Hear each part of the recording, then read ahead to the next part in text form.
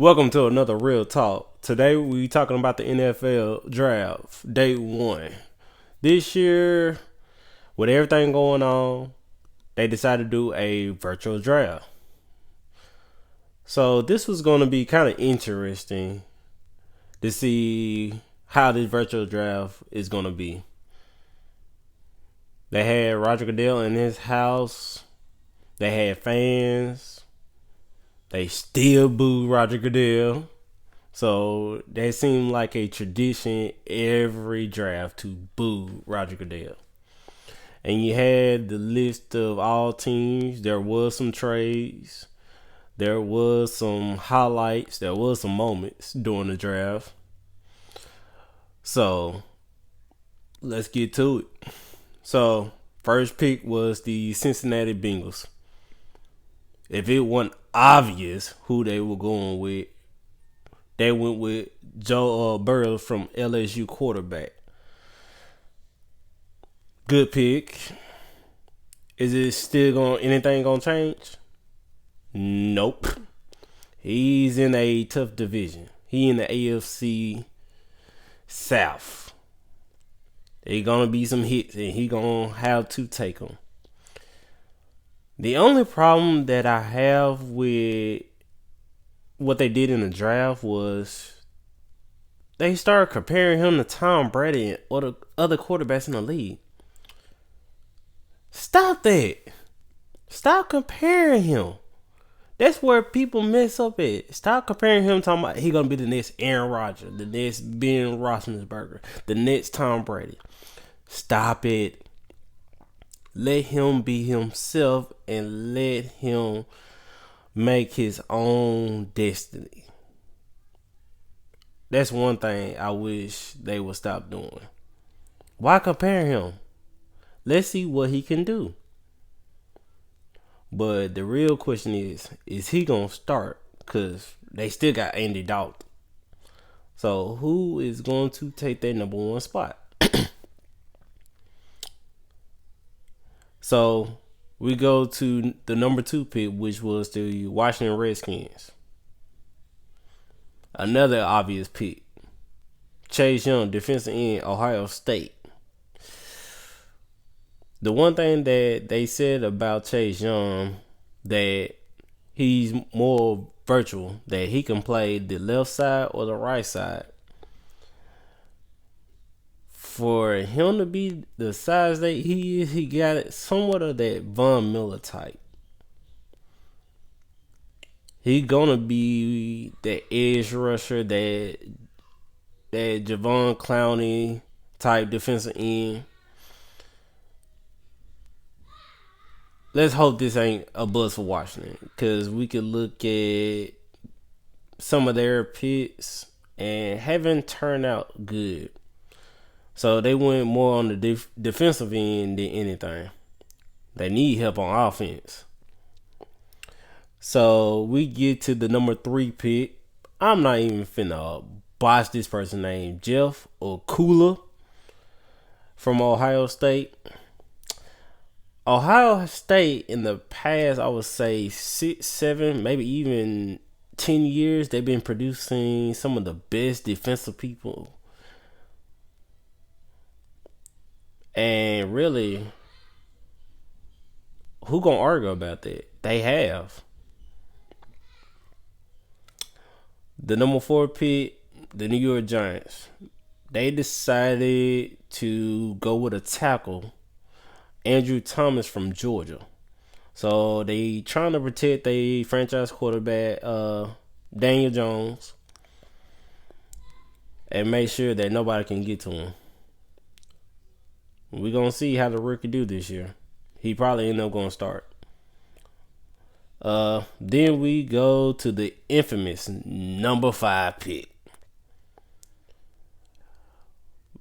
Since the first 3 picks, one who we thought it was, we kind of figured the number 5 pick.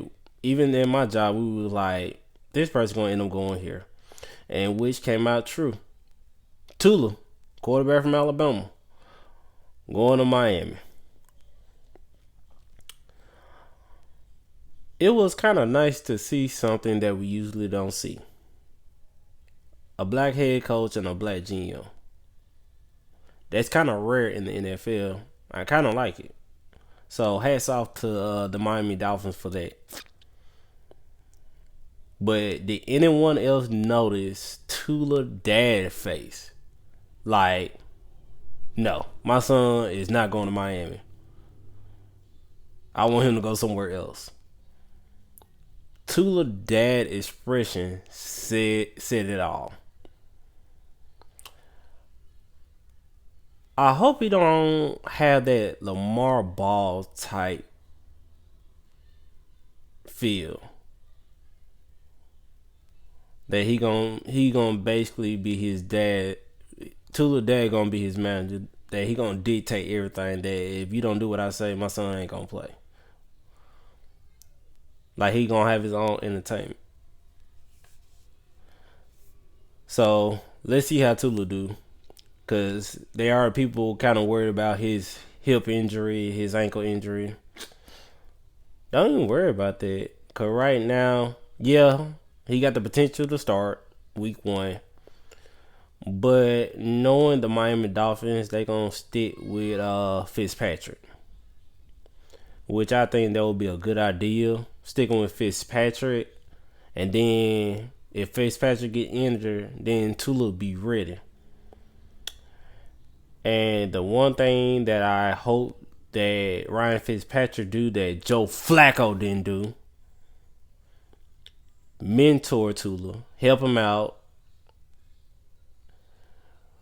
educate the young man on what he need to see, what to look for. So hopefully that happens.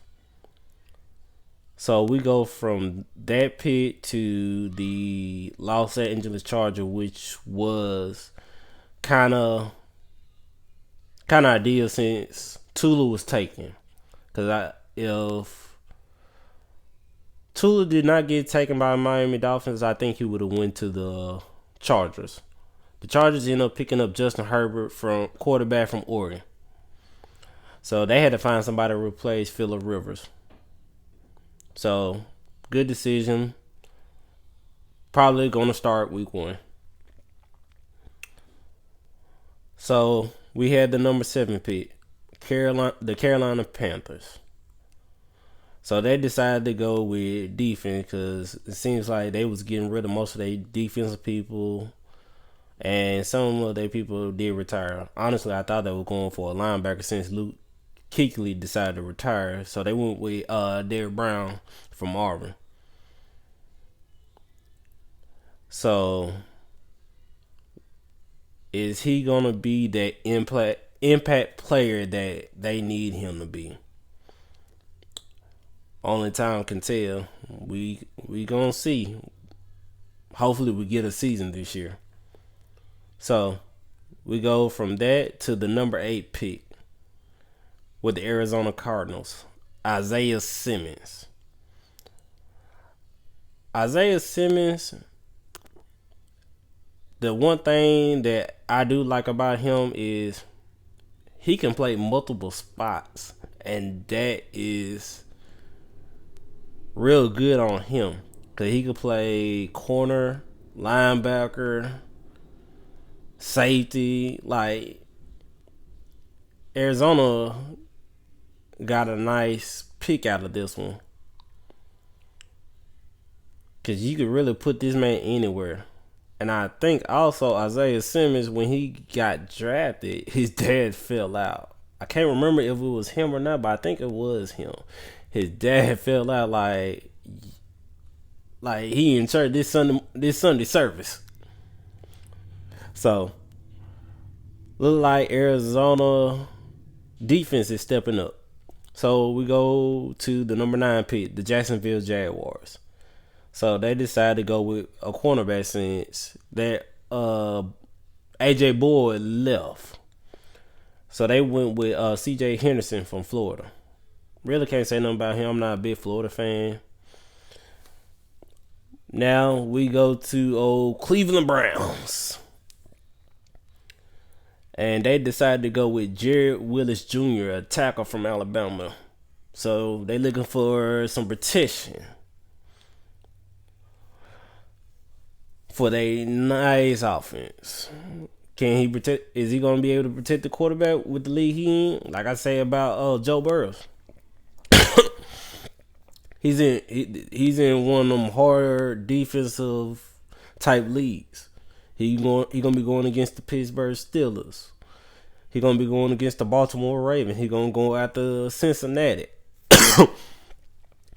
Cincinnati defense ain't all that hot, but he really gonna have to deal with Pittsburgh and Baltimore defense.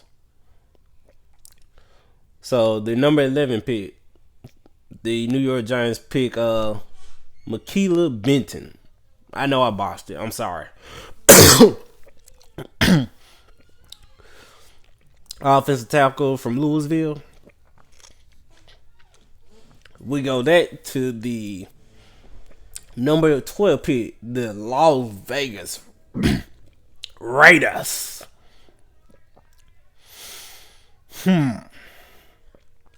It already been said that the 2022 will be the host of the NFL draft since they couldn't do it this year.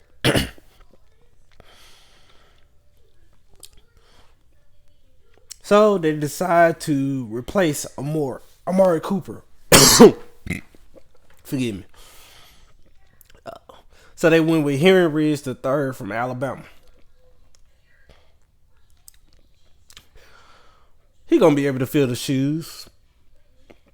I think with their quarterback, he needed a wide receiver. He really didn't have nobody. They have a wide receiver to go to, so let's see how this turned out. All right. So we go to the number 13 pick, the San Francisco 49ers. But looked like a trade had happened with the Buccaneers, so they switched positions. So with them switching, the Buccaneers gave them a 4th round draft pick for this. Now you know Tom Brady needs somebody on that offensive line.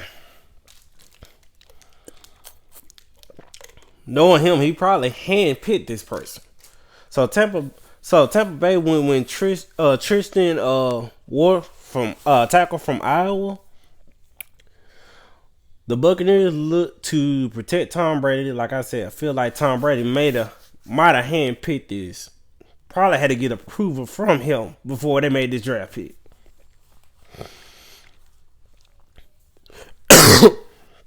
So we go from there to the 14th pick, which became San Francisco pick. So San Francisco decided to stay with the defense. Got Javon Kinslow from South Carolina. So they look like they're trying to step up from their Super Bowl loss. Trying to get back to the Super Bowl. So we go to the 15th pick for with the Denver Broncos. They decided to go get the other wide receiver from Alabama. They went with Jerry Jeudy. So with Sutton being on one side, they could put Jerry Jeudy in the slot and probably play a little bit of the outside. So I feel like it was a good pick for Denver. We get to the Dirty Birds of the South, the Atlanta Falcons. They decided to go with AJ Terrell, a cornerback from Clemson. Since Vic Beasley is gone, they needed somebody in that position. So, look like they trying to step up their defense. The number 17 pick. Oh, the Dallas Cowboys. Oh, we them boys. Oh, we gonna win the Super Bowl. Oh, we America's team. Stop it, please. Something that was noticed about this pick. Why was Mike McCarthy up close to the camera? Could he just not step back? Come on. Y'all should have made sure or told this man to step back from the camera. So why did y'all not tell him? Jerry, in his usual position, sitting down, everything cool. They start smiling. So they decided to go with a wide receiver, CeeDee Lamb from Oklahoma. On paper, this looks good. You have Amari Cooper, Zeke, Dak. On paper, this sounds good. But when it gets to that season, we all know how Cowboys are. The good old 8-8. They start off good, start off hot. Then next thing you know, they slip. Another funny thing about this is during CeeDee Lamb's, when they drafted him, his girl decided to get his phone. So CeeDee was like, no. You want to watch Jerry Pittman? This was good reason. I got them hands like that. Pull the phone away from her. Quick. We know this ain't finna last. I'll give it about mid-season. She be gone. So we get to the number 18 pick. Another Miami Dolphin pick, which they got for the Steelers. So the Steelers had traded a number one pick to Miami for Micah Fitzpatrick. I ain't got no problem with that. We see how Fitzpatrick trade worked out for us. So they decided to go for Austin Jackson, offensive tackle from USC. A real good young man. They told a little backstory about him, how he helped his sister out. He gave her a bone marrow transplant, which was real good and real obvious. Salute to that young man. But who wouldn't do that for their sister? So the number 19 pick was supposed to be the Chargers, but end up going to, I forgot who it was with the 19 pick. They end up getting Damian Arnett, a cornerback from Clemson. I'm gonna find out who got that pick. With that, I think he ended up going to, let's see.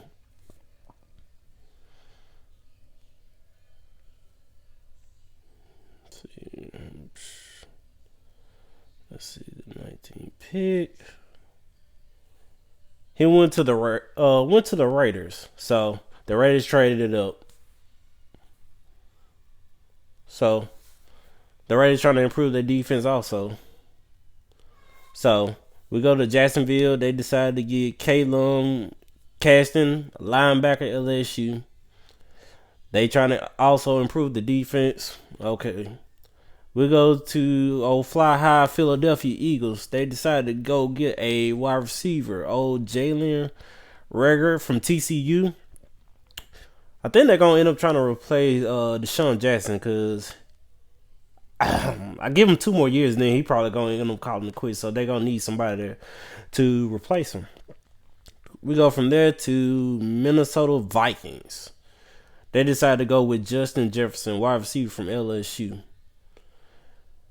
By this time, the SEC is taking over. And LSU starters, most out of, I think, any draft have came out this number 1 pick. I think that's a first in school history, maybe.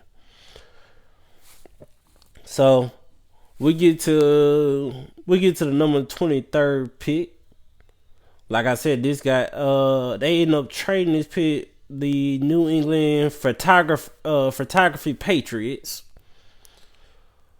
They They decided to trade it to the Chargers. The Patriots, with it, them trading, they got a second and third round pick for this. So the Chargers end up going with a linebacker, Kenny Murray from Oklahoma.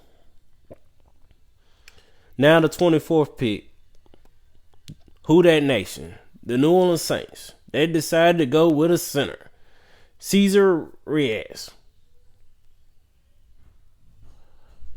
Coming from Facebook, Saints fans was not happy about this. So with New Orleans picking the tackle, we go to Minnesota. So they decide a trade with this one. This one went to the 49ers for a wide receiver, Brandon Akula from Arizona State. Since Emmanuel Sanders left, they needed somebody to replace him, so they went with this wide receiver. Now we get to the 26th pick. 26th pick was supposed to be the Miami Dolphins, but it got traded to the Green Bay Packers. So they switched the 26th and the 30th pick. So Green Bay decided to go with Jordan Love, a quarterback from Utah State. He really had a real good story. The reason why he did this was because of his dad. His dad was a first responder, got killed. He was helping someone out, changing the tire, and someone hit him. So basically, he was doing this for his dad. So, also with that trade, Miami also get a 4th round pick. So Miami in the draft this year is doing real good. We go from that to the Seattle Seahawks. They decided to go get a linebacker, Jordan Brooks. And the reason why they did this, because they don't know if they're going to resign Jadeveon Clowney. So they had to go out and get somebody to replace him. They're going to have that pressure just like him. So we go from there to the 28th pick. The Baltimore Ravens. They decided to go with a linebacker, Patrick Quinn from LSU. They needed somebody to replace C.J. Mosley because they haven't had that player since, you could say, Ray Lewis.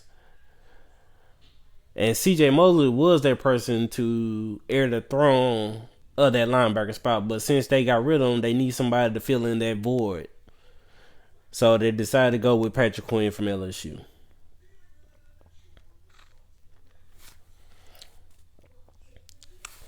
So we go from there.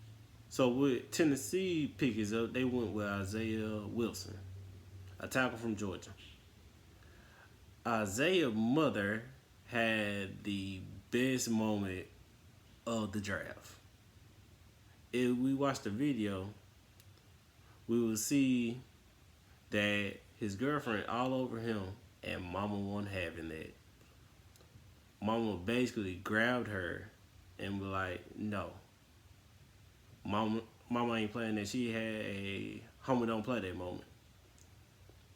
So before you do that, Mama gonna get her love in first.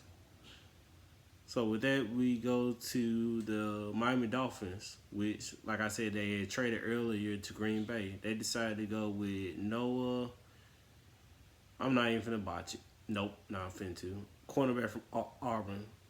A good story about this is both his parents was Olympians. Both of them ran track, so he felt like he had no choice but to be a star. So that's what it looked like he turned out to be, a star. So we go to the 31st draft pick. We go with Minnesota. They decided to go get a cornerback, Jeff Gladney from TCU. Now, the final pick, the Super Bowl champions, the Kansas City Chiefs, decided to go with a running back, Clyde Edwards-Helaire from LSU. Are they really trying to put nothing but speed on their team on offense? Are they literally telling people already to step up your defense? I believe so. With all that speed they have, they putting people to the test.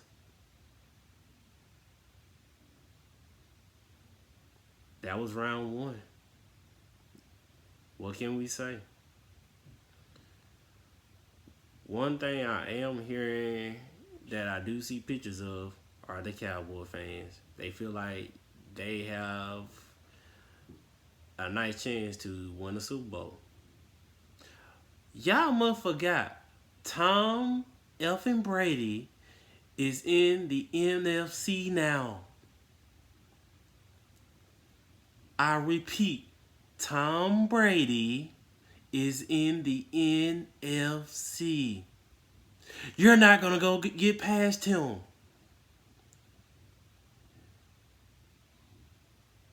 Jerry got to pay a lot of money to get past Tom Brady. Tom Brady is not going to let y'all get past him. So for all you Cowboy fans that are thinking that y'all are going to the Super Bowl, remember, Tom Brady is in the NFC. That's been another Real Talk. Follow me on Twitter. Follow me on Podbean. Follow the Facebook page at Real Talk with Charles Helen. We'll have another Real Talk. Talk to you later.